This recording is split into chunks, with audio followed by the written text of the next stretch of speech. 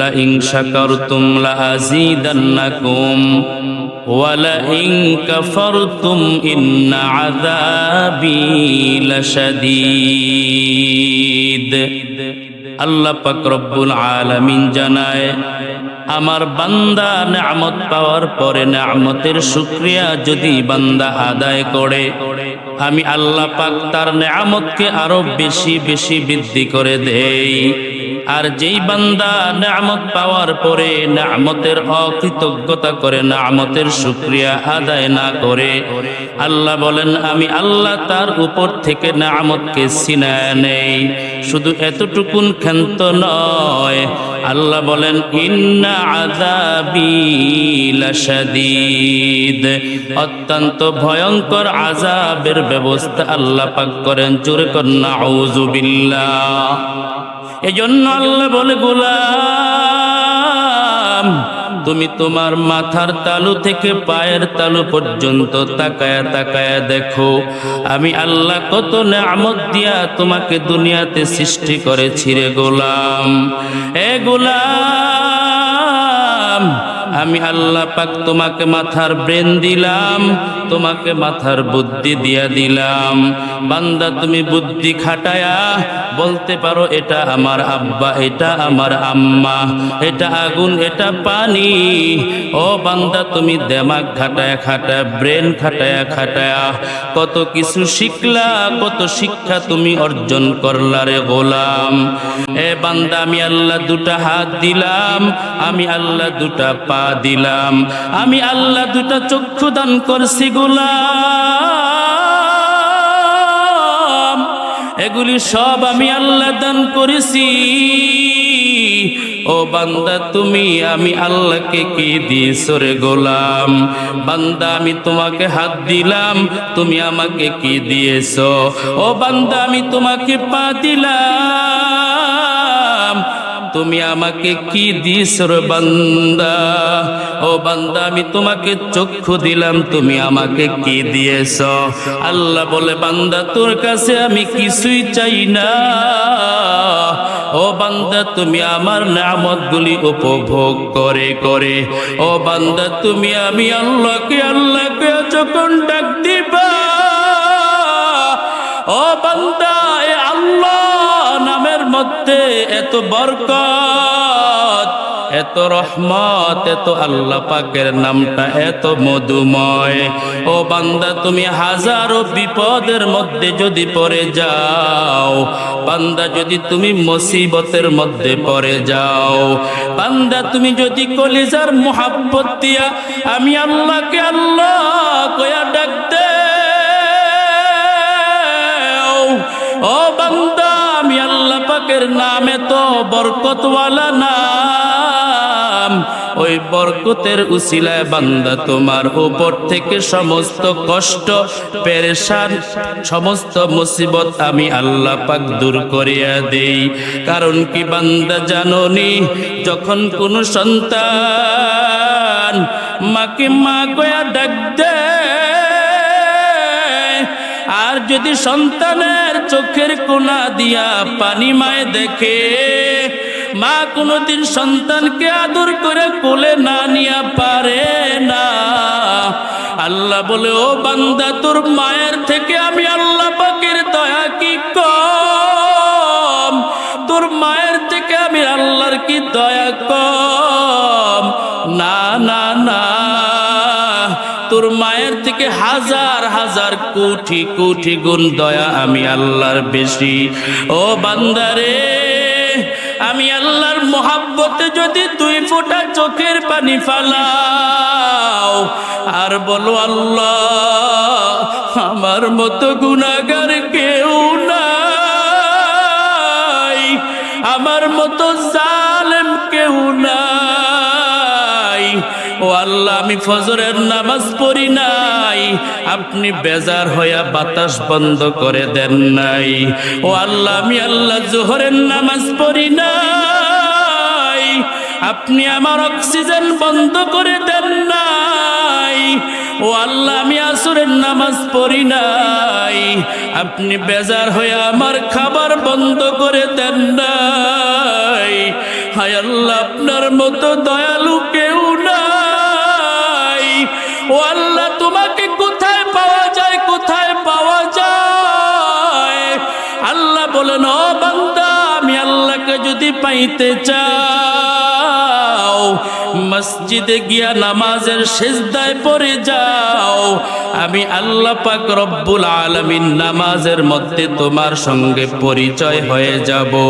ও বান্দা নামাজ এমন একটা শান্তির ইবাদত, মানুষের জীবনে রোজা আছে, হজ আছে, যাকাত আছে, কুরবানি আছে, কোরআন তিলাওয়াত আছে,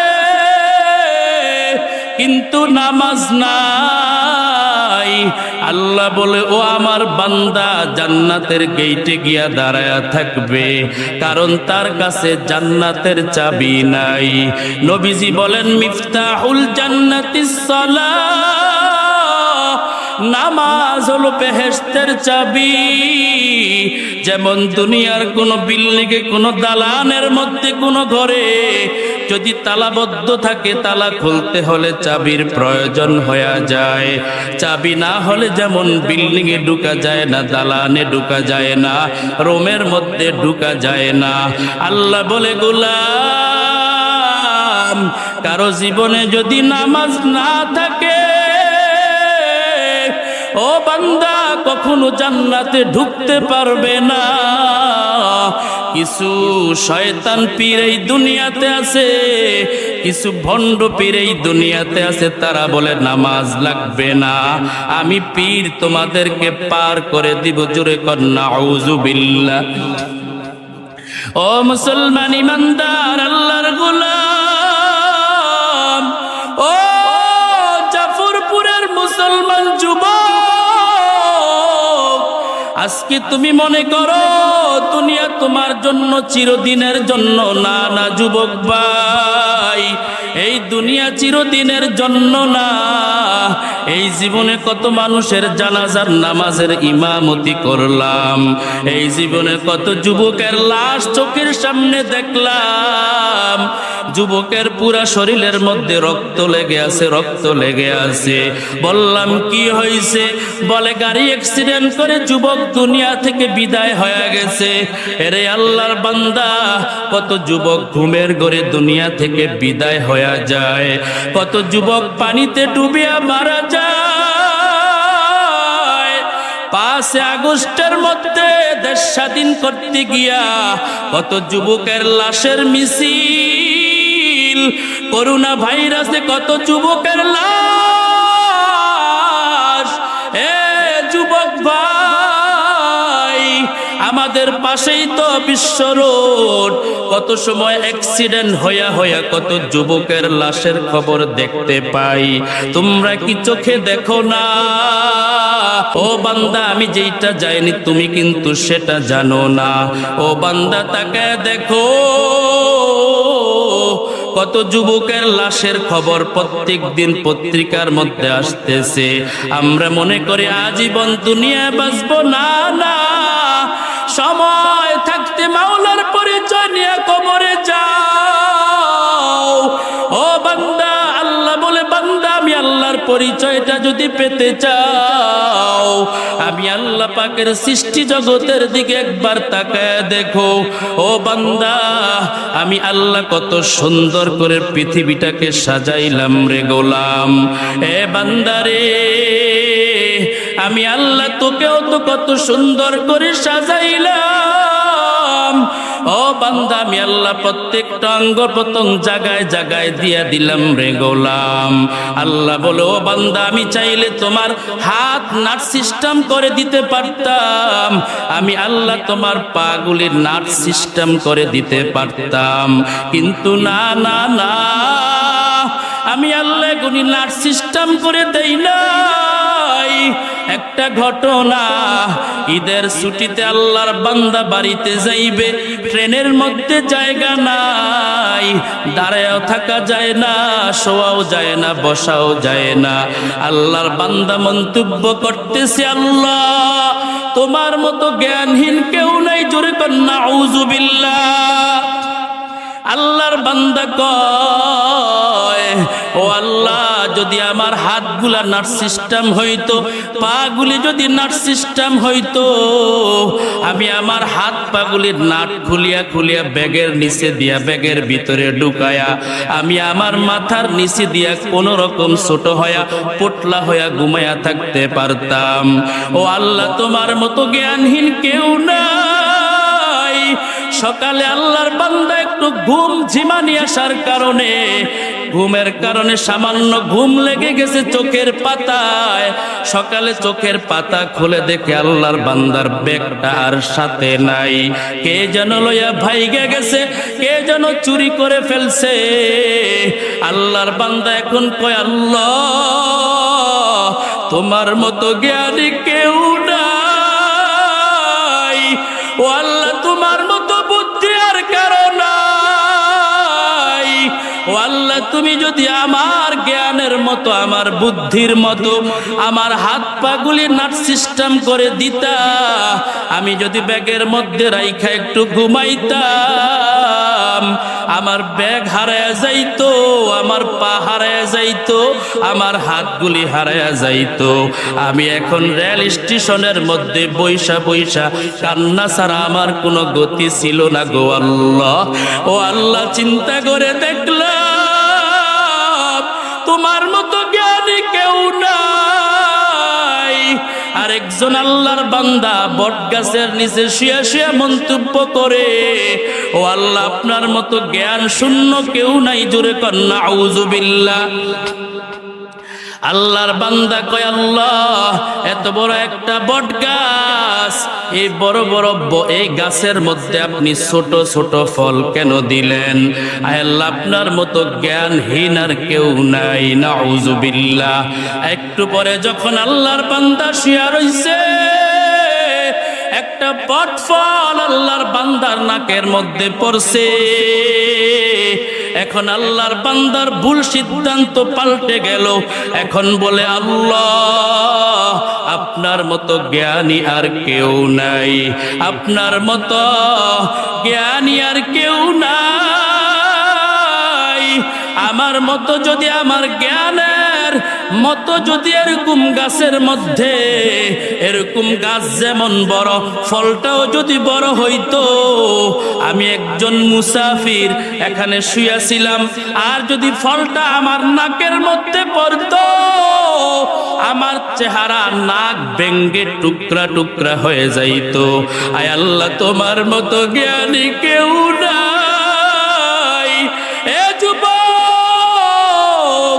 ও মুরব্বী বাবারা, এখনো সময় আছে, আমার মাওলার পরিচয় নিয়ে যাও।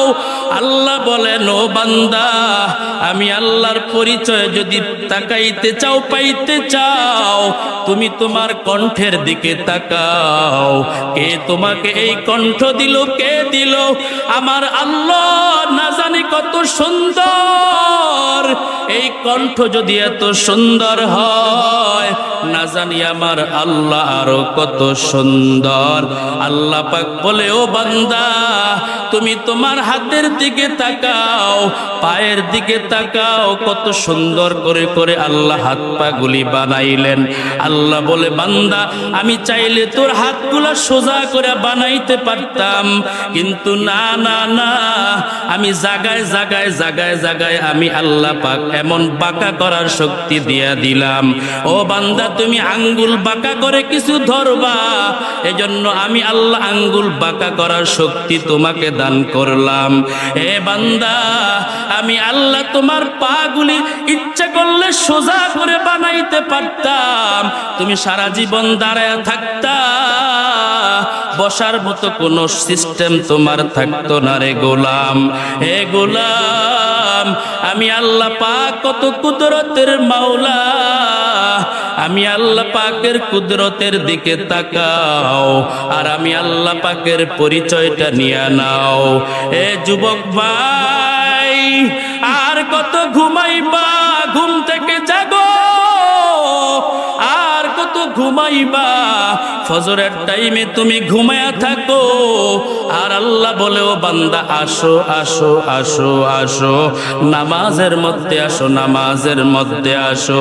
আল্লাহ না করুক ঘুমের ঘরে যদি মরণটাই হইয়া যায়, জোহরের আগে তোমার গোসল হইয়া যাবে, জোহরের আগে তোমার লাশের মধ্যে এরকম সাদা কাপড়ের প্যাকেট তুমি হইয়া যাইবারে যুবক। হে যুবক, খোদা না করুক ঘুমের ঘরে যদি মরণটাই হইয়া যায়, আর যদি বেনামাজি হইয়া কবরে রওনা দিলা, কাল হাসরের ময়দানে আল্লাহর সামনে কেমনে মুখ দেখাইবা? আল্লাহ বলে বান্দা তুমি আমার বাতাস ভোগ করলা, আমার অক্সিজেন ভোগ করলা, আমার আগুন পানি ভোগ করলা। ও বান্দা তোমাকে 3 বেলা খাবার খাওয়াইছি আমি আল্লাহ। ও বান্দা তোমাকে আমি আল্লাহ দুনিয়ার সৃষ্টি জগৎকে আমি তোমার খাদেম বানায়া দিলাম। প্রত্যেকটা সূর্য তোমার খাদেম, চন্দ্র তোমার খাদেম। এত খেদমত করে করে বান্দা তোকে লালন পালন করলাম রে গোলাম। ও বান্দা কেমনে তুমি আমি আল্লাহকে ভুলিয়া যাও? আমি আল্লাহ তো কখনো আমার বান্দারে ভুলিয়া যাই নাই। ও বান্দা আমি আল্লাহ সব সময় তাকে থাকি। আমার বান্দা কখন আমি আল্লাহকে আল্লাহ কইয়া ডাক দিবে? ও মুসলমান ইমানদার, ও যুবক ভাই, কত মানুষকে তো এই জীবনে ডাকলাম, কত বন্ধুকে বন্ধু কইয়া ডাকলাম, মাকে মা কইয়া ডাকলাম, বাবাকে বাবা কইয়া ডাকলাম, ভাইকে ভাই কইয়া ডাকলাম, বোনকে বোন কইয়া ডাকলাম। এক সময় স্বার্থের যদি উল্টা হইয়া যায়, আপন ভাইটাও ভাইকে ভুলিয়া যায়, আপন বোনটাও ভাইকে ভুলিয়া যায়। চোখের সামনে কত প্রমাণ দেখলাম, কত ভাই ভাইকে ভুলিয়া গেল। দেখা গেল আসলে কেউ কাহারও না, আমার আল্লাহই হলো আমার আপন, আল্লাহই হলো আমার আসল। আর মদিনাওয়ালা রহমতের নবী, দয়ার নবী আমাদের আপন, আর কেউ আপন নাই। সব হলো স্বার্থপরের দল। আল্লাহ আমাদের সকলকে আল্লাহর মোহাব্বত, রাসূলের মোহাব্বত এবং পিতামাতার মোহাব্বত, দেশের মোহাব্বত নিয়ে চলবার মতো আল্লাহ আমাকে সহ আমাদের সকলকে তৌফিক দান করেন, বলেন আমিন। আল্লাহ আমাদের আজকের জুমার ময়দান কবুল করেন, বলেন আমিন।